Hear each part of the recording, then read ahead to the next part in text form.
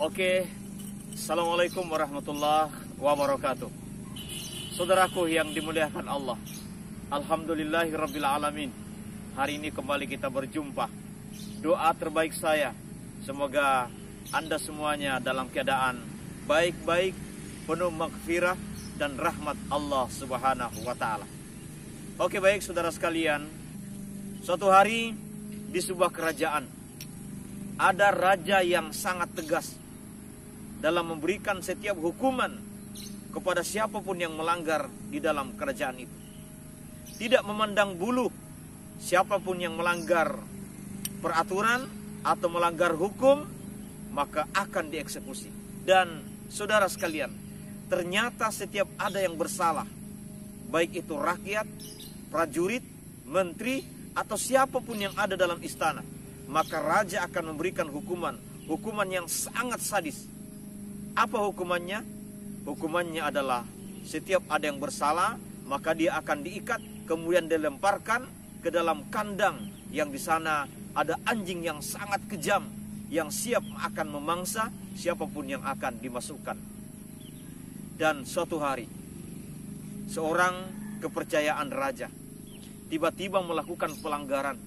Dia diberikan tugas yang sangat penting. Tugas yang diberikan kepadanya adalah memimpin pasukan untuk melawan atau berperang. Tapi ternyata di luar dugaan ada yang memberikan laporan kepada sang raja bahwa panglima yang diberikan tugas untuk memimpin perang ternyata diam-diam telah merubah strategi perang di medan juang.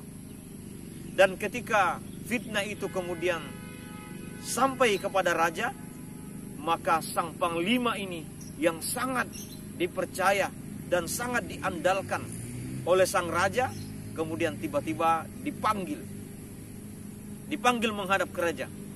Dan atas tuduhan itu maka raja menjatuhkan hukuman mati, yaitu sang panglima yang telah berani melanggar perintah raja atau merubah perintah raja, maka hukumannya adalah dibuang ke dalam kandang anjing dan dia akan dicabik-cabik, dimangsa oleh anjing, tentu sampai tewas. Saudaraku, sebelum sang kepercayaan raja yang dia juga adalah panglima dieksekusi, maka dia mengajukan permohonan terakhir. Apa permohonannya? Dia mengatakan, wahai sang raja, selama ini saya sudah mengabdi dengan begitu tulus dan melaksanakan setiap perintah raja, dan saya tidak pernah melanggar.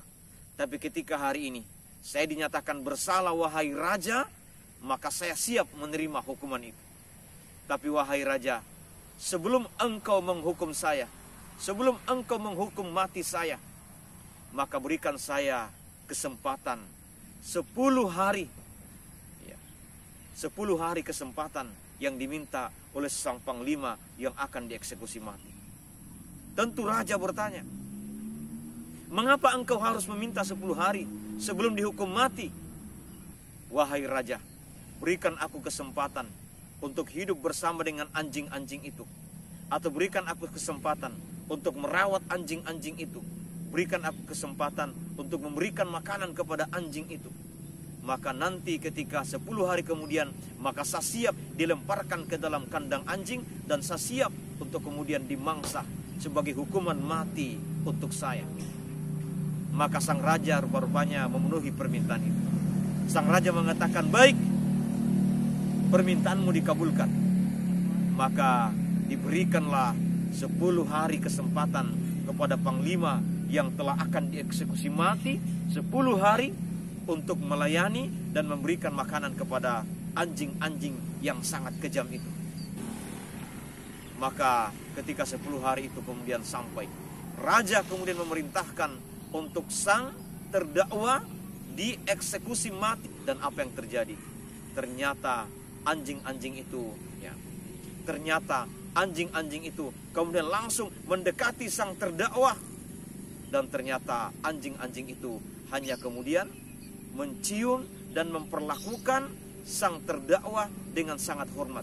Anjing-anjing itu tahu bahwa sang terdakwa yang dilemparkan ini adalah manusia yang pernah berjasa melayani mereka, memberikan makanan kepada mereka. Saudaraku yang dimuliakan Allah. Lalu kemudian pada saat itu sang raja heran. Semua orang terheran-heran melihat kondisi yang terjadi, di mana anjing yang sebelumnya sangat galak dan sangat kejam, agresif untuk memangsa setiap yang dilemparkan, untuk memangsa setiap terdakwa yang dilemparkan ke dalam kandang-kandang anjing itu, ternyata sang panglima atau mantan panglima ini kemudian aman dan kemudian tidak diapa-apakan. Yang terjadi adalah sang terdakwa ini justru mendapatkan respon yang sangat baik dari anjing-anjing yang sangat galak itu. Saudara yang saya muliakan, pada saat itulah kemudian sang raja terheran-heran melihat kondisi yang terjadi. Dan ketika itu disaksikan oleh semua rakyat di tribun kerajaan. Lalu kemudian raja mengatakan, "Wahai pengawal, apa yang telah engkau lakukan?" Maka pada saat itulah sang mantan panglima itu kemudian memberikan isyarat dan nasihat kepada raja. Dia mengatakan, "Wahai raja, anjing-anjing saja yang saya berikan pelayanan, hanya 10 hari saya berikan pelayanan, mereka kemudian tahu untuk berbalas budi. Mereka tahu untuk tidak memangsa dan menyakiti orang yang pernah berbuat baik kepada mereka. Bayangkan saya, wahai raja, puluhan tahun saya mengabdi untuk raja, hanya karena fitnah yang tidak jelas. Kemudian raja tidak pernah mendengarkan pertimbangan saya, tidak pernah mendengarkan pembelaan saya. Raja kemudian langsung mengeksekusi saya. Raja langsung menyatakan saya bersalah dan mengeksekusi saya. Eksekusi mati."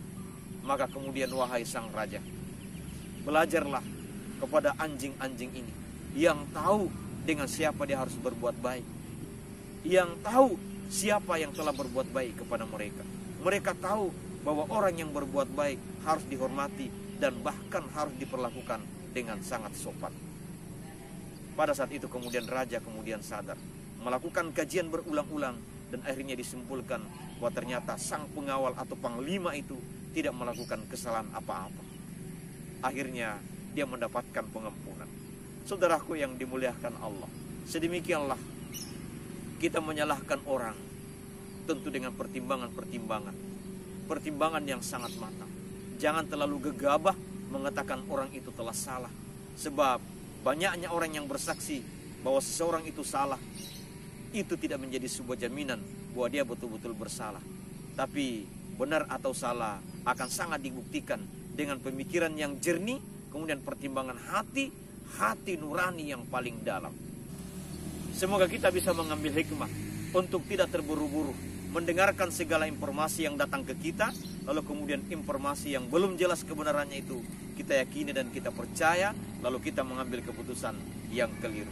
Bijaklah untuk mempertimbangkan segala sesuatu dengan melakukan penelitian lebih awal, melakukan pengamatan lebih awal, dan kemudian tanyalah hati nurani kita, adakah keputusan kita benar atau tidak.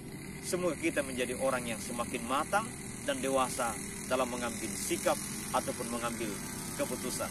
Demikian, Assalamualaikum warahmatullahi wabarakatuh.